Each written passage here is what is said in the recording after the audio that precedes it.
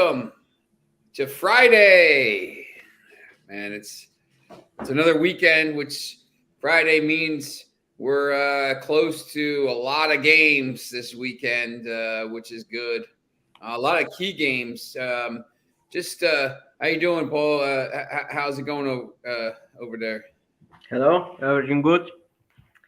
See, Inter's got a 1-0 lead at halftime. Some interesting results. You know, the whole championship plays today, and I believe they play again Monday. There's a massive game today. Luton Town actually jumped up to third. There's a massive game today at 2:00 here, which is Burnley against Middlesbrough. Middlesbrough right now is currently trailing Luton Town by 1 point in the championship and back by 9. So it's going to be Burnley and Sheffield United coming back to the Premier League most likely. Burnley are for sure. Yeah, they're going to have 100 points. I mean, it doesn't, maybe not, but they only have 2 losses in the championship, which is amazing. That league is probably arguably the toughest league in the world because there's just the teams are all the same, and you're just fighting to get, the Premier League now. And there's the most money to gain when you climb up to the Premier League. Yeah. It's championship final now because when you look at it now, it's close to £150 million game they call it, but it's not really because really if you go up to the Premier League and you stay there, if you go back down, you're getting 250 million. If you stay up for a couple years. It could be the worth most expensive game in football. Yeah, it's crazy stuff. I mean, so those teams, and you see, in the Premier League now, you got Fulham, who's been yo-yoing back and forth after, people I don't know if they're 5 years now. Yeah, if Fulham made a Europa League final in 2010, I mean, they were a pretty good team for a long time, but if you stay in the Premier League now, man, you're able to buy players. You're able to go toe to toe with Benfica and Middlesbrough. I think Middlesbrough made the final as well. Yeah, or they were pretty close. Yeah, Michael Carrick came in to coach, and he's been unbelievable. He just won the coach of the month. I mean, they were not good at the beginning of the season, but he's got them rolling. That the playoffs right now. Let me present the screen here. You see this window. Burnley's on 84, but the fight for the last spot in the playoffs is going to be crazy. Yeah, I mean Norwich City, a point behind Blackburn, who's got a game in hand, and Millwall at 62. I mean these playoffs, those playoff games. Are always I always watch them. They're always real. I just watched Huddersfield and Watford. Yeah, great game. Huddersfield jumped up to 20th now. They're out of the relegation zone, and now Reading is in the relegation zone because with the points deduction. So Reading, Blackpool, and Wigan in the relegation zone. Wigan's been bad, but it's crazy. And then, before we take a look at tomorrow's games, I just want to show you this Premier League table. I know the table. This is amazing. I mean, the race here, because, once again, Brighton's in this. Don't let the 46 points fool you because they're two games at hand over Tottenham. But, this is, I think, the most amazing thing maybe I've ever seen here. From 12th place to 18th. Is separated by 3 points, and from 12th to 20th by 7 points. Southampton right now, 23 points, usually kind of adrift. They're not. I mean, you win 2 games and you're up to 2 wins in a row, two back-to-back. That's all you have to do right now. And just, it's amazing. It's one game at a time. 1 game at a time. Coaches preach 1 game at a time, 1 match at a time. And it is because, you can't dig out of a hole, with 1 scoop. You got to just get your way, you got to find your way. You need consistency. Yeah. So just figure we start here with with the Premier League matches this weekend. There's a few big ones. Let me ask you a question. Yep. Who of the top 4 you think is gonna drop points? This weekend? Yeah.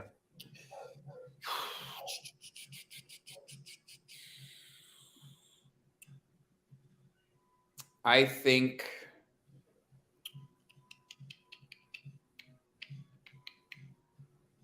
Newcastle could. I don't know that they will, though. I think this team is really just going in the right direction. I think United beats Everton. Christian Eriksen's back. I think that's big. They're starting to get healthy. Martial probably starts.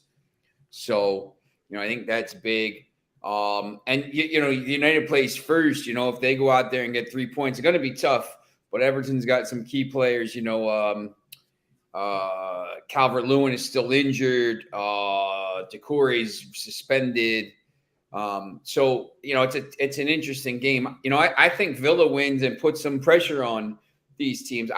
Of the teams that are fighting, I think Spurs probably are the most likely to lose or to drop points, because that Brighton team is just playing so well, and they know, look, if they go out and if they beat Spurs, they're a point back of Spurs with 2 games in hand. So they have a chance to make Europe. And I think the key for Brighton, look, everybody's just, teams all over Europe are trying to, Evan Ferguson and Caicedo and Mitoma, Alexis McAllister, their team is really good and they're trying to get rated. But look, if they're in Europe, I think that makes it a little less likely that team gets rated, and maybe they stay together because, what if they're playing in Europe and they're making all this extra money and they sold, Trossard, and they don't actually need the money right now. So maybe they stay together. I think Brighton probably is it. What do you think?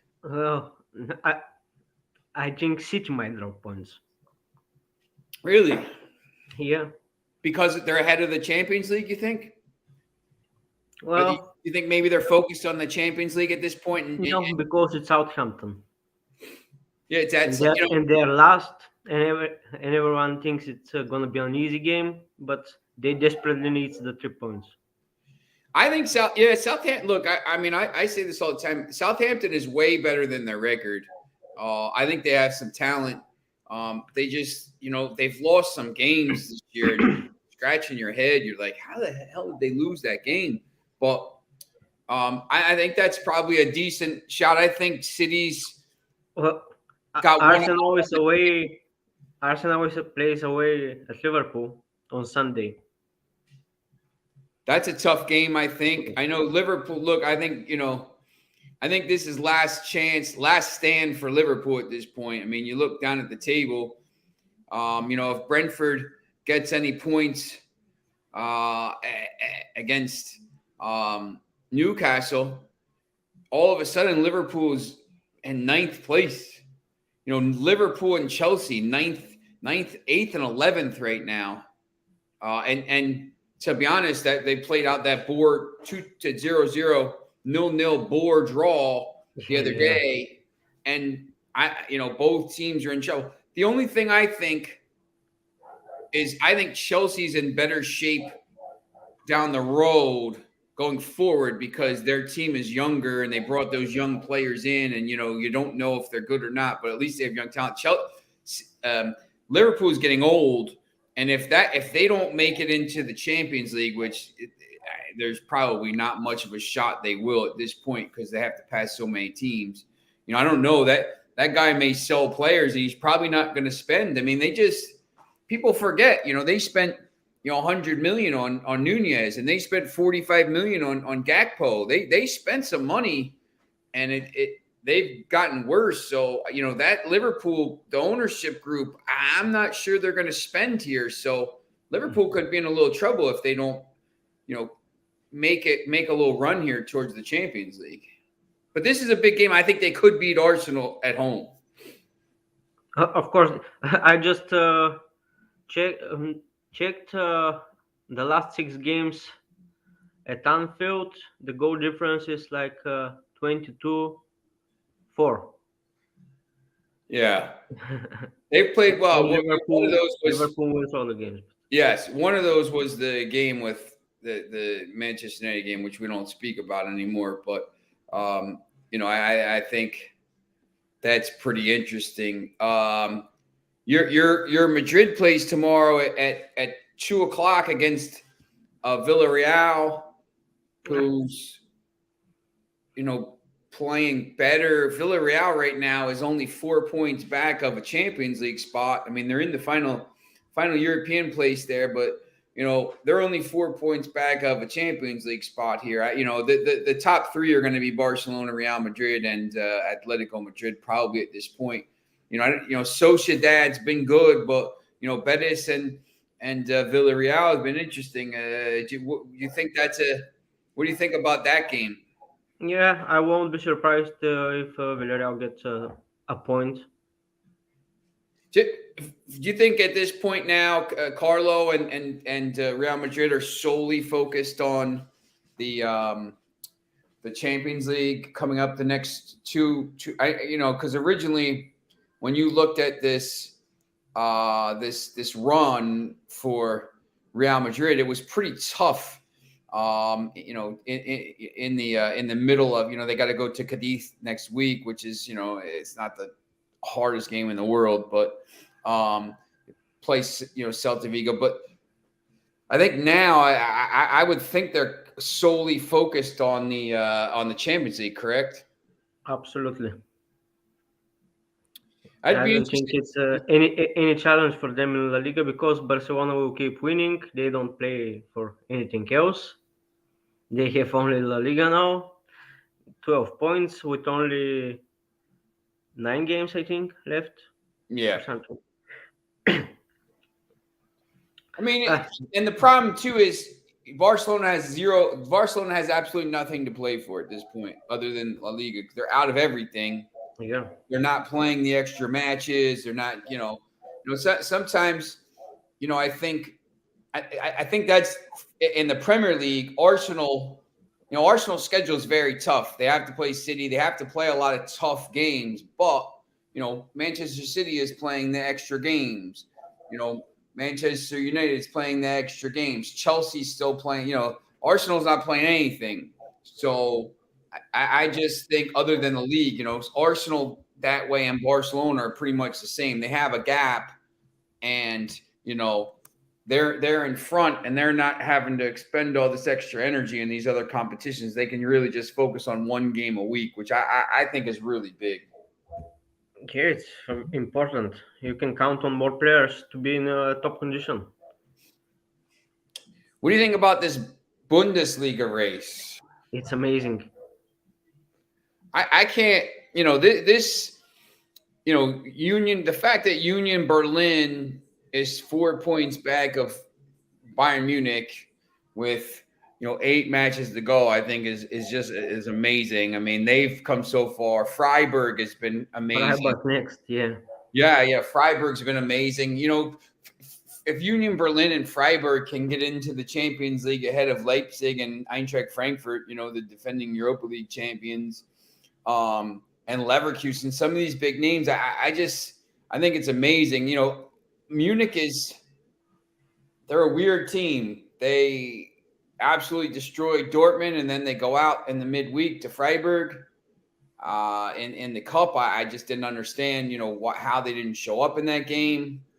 But I think for them, they're one of these teams now that are fighting on two fronts as well. I mean, they got a really, really tough tie with Manchester City, and this week they have to go to Freiburg ahead of that game with Manchester City, which that's not going to be an easy game. They just lost at home. Yep. Yeah, it's Yeah, but I won't be surprised if they win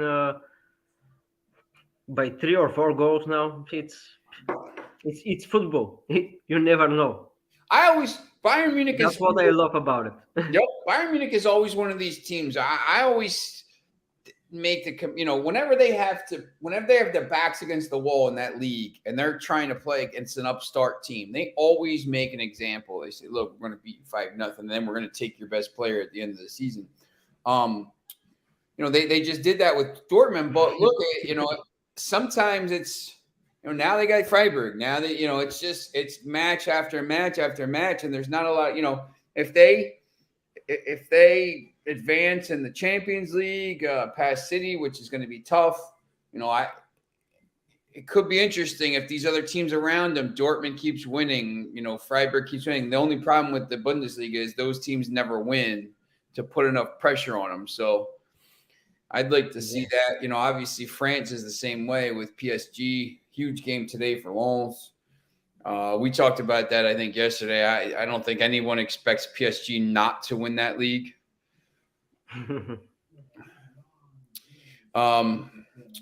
What have you seen from obviously Celtic and Rangers are playing for the 800th time here in the league. I mean, I think that league is over. Yeah. Celtics lost one time in the league. What's your favorite games to watch that isn't Real Madrid? Now I'm gonna surprise you.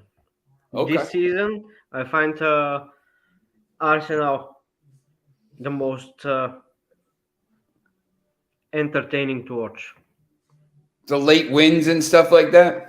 Well, I started from the beginning of the season watching them, and I just like their team. How Arteta finds young, hungry players. He doesn't play with 100 passes, 5-minute build-ups, and they get the ball and they start running towards the opposition's goal. So, yeah, I think that's. I think sometimes it's the Manchester United fans are a little bit like, oh man, we have to win now. We have to win now. I think that's why that trophy win was so big in the Carabao Cup. Like, look, now you got a trophy. Like, all right, go. If you can get another trophy, whatever. Well, you have a little credibility now, I guess, or whatever. Or there's a little patience, so maybe you can do because Arsenal. They haven't been in the Champions League for like 8 years. They've been 6th and 8th and 7th. Haven't been great. They had some older players on contracts, and they weren't doing, Aubameyang, some of these guys, and they weren't doing great. And all of a sudden now you got a young, exciting team. And I think, Newcastle's got some of those young, exciting players. Obviously Manchester City, Manchester United's got some players coming through, Hannibal Mejbri and Ahmad and Shea Given, or Shea Lacey, sorry. And then some of these other guys, and you're going to mix it in with some new players. So I think that's people want to see good teams. Like I think that's why maybe people are on the Arsenal this year more so than City, because I mean they're more exciting to watch. I appreciate what City's done, even though they've been, at some point in the next couple of years, all this stuff is going to, be torn apart because they've clearly been breaking some rules, apparently, allegedly. And then, but I just think, you watch them play sometimes, and they're just like boring to watch. They're just boring. Like it's not City, it's not the club, it's the manager. Yes, 100%. That possession-based stuff. I mean, that's why you watch Brighton and you watch Brentford. Those games are exciting, and Arsenal games they score goals, and even Aston Villa games a lot of times are goal scoring fests. I think that's the one reason why Real Madrid sometimes in the last couple years, I mean they're not tiki taka. They're playing to score goals. They're playing counterattack. They're playing with Benzema. They're not that tiki taka stuff drives me nuts. It's boring. It's boring to watch, right? Yeah, everyone was branding me a hater like 12 years ago. I didn't like it in Barcelona. 100 passes, and because we're winning and you hate. No, I don't like the style. If they are running straight, I have no worries. And look, No, and nothing. look, I was in, Barcelona beat Manchester United twice in the final. Manchester United beat them in the Mhm. semifinal the one time in 2008. And the, it worked because you had Messi, who's unbelievable, and you had Xavi and Iniesta, and Iniesta, who's good, and Iniesta is amazing. so you have these, but like you're trying to recreate, Xavi, Iniesta, Messi with like these other players, and it's like it just doesn't work like that because even like if you have 80% possession, Barcelona would find a way to win a game sometimes by individual brilliance. And sometimes it works for City, and sometimes it's just like doesn't work. And you got this guy, Erling Haaland, who's an like he's a robot. He's not even he's like cyborg. He's not even a real person. And he's you got this guy, and then all of a sudden, like you don't even play to his strengths. You're playing all this stuff. Like get the ball into the box, get the whip the balls in, and they're playing all this thing. That's why I think at some point he'll probably go to Real Madrid. But Recently, I was doing my own research, and the numbers were crazy. He has a lot of goals, but these goals have come in a small amount of matches. In very I five think it's goals. 50-50 where he's been blanked, and when he scores two or three or something like this. Yeah, he scores in bunches. I mean, these games, and you sometimes you give him a little space, and he does that. He's got Yeah, 5 goals in the one game, but the other games, like against Manchester United the second time, and he didn't do it. yeah, And it's just, I don't understand it. If like that guy was on Manchester United right now, he'd have like, I mean, the same amount of goals, but like that's what like United. That's what United needs. Like they need a target guy like that. Like he's like they have Wout Weghorst. Like, come on, but they don't even play to him. It's right. They play to De Bruyne and they play to Foden and Mahrez. I mean, they do have a lot of individually brilliant players, but that's they can get beat sometimes over two legs in a game, which is why they've had, I think, why they've had such a problem winning the Champions League. They got into one final and Chelsea just completely tactically outclassed them. They got, last year in that game against City, the second leg, you're leading and all of a sudden you're just like completely naive. You give up the goal. All right, you're going to extra time. Like you got to shut it down. Like just get to extra time. You can't give up another goal and 2 minutes later. I well, just it's City. United will not have the same problem. I think if they yeah concede one or two, they will get up because they have the legends who's done that they've watched it on the TV as young kids. The legacy is very important. I think that the same PSG has the same problem yeah as City. It's absolutely the same. yeah I think and it's a shit like I don't even know, like sometimes it's just you can I appreciate the fact that they have all these good players and they want the 2 times they beat Liverpool when there was like last year in that final match, they're losing and there's like no margin for error. The year that Liverpool won the Champions League and City won the title like 98 to 97, and the last 15 matches of the season they just didn't lose. Yeah. Like neither team had any margin for error and they just went out there and won every week. I mean, that stuff is crazy. Like, but then you see them like this year and you're just like, what are you doing? Like, I don't understand. Like, what are you doing? And that's what happens. I think sometimes, they have these years and they have these matches where you can beat them. And that's why they haven't won as many trophies. They've won a lot of trophies. They've won the Carabao Cup about 80 times, which nobody, they have 3 squads of players, so it doesn't really matter. the Carabao Cup, half the time players put out their bums until they get to like the whatever, and then you go for it. Well, when you have 2 or 3 squads of players, you can go deep in the FA Cup and the Carabao Cup and all these things. That's why they've won some of them. But you see it, in the Champions League, they've only been to one final since they've, in 15 years with all this money spent, and only only a couple semifinals. After that, they've lost at the semifinal round twice, I think, and they've, and then they lost to RB Leipzig that year, the COVID year, in the quarterfinals when it was just a one-off, and you're like, they're going to cruise through this, and then they lose to Leipzig. So, I think they could, I think Bayern could beat them. I think they're more talented than Bayern Munich, but, I think Bayern could beat them over 2 legs. I also think that could be 8-0. So, but it's just always interesting. This weekend is interesting for all the teams playing in Europe next week because you got to juggle and all this stuff. Yeah, the Italians started. Inter was leading 1-0.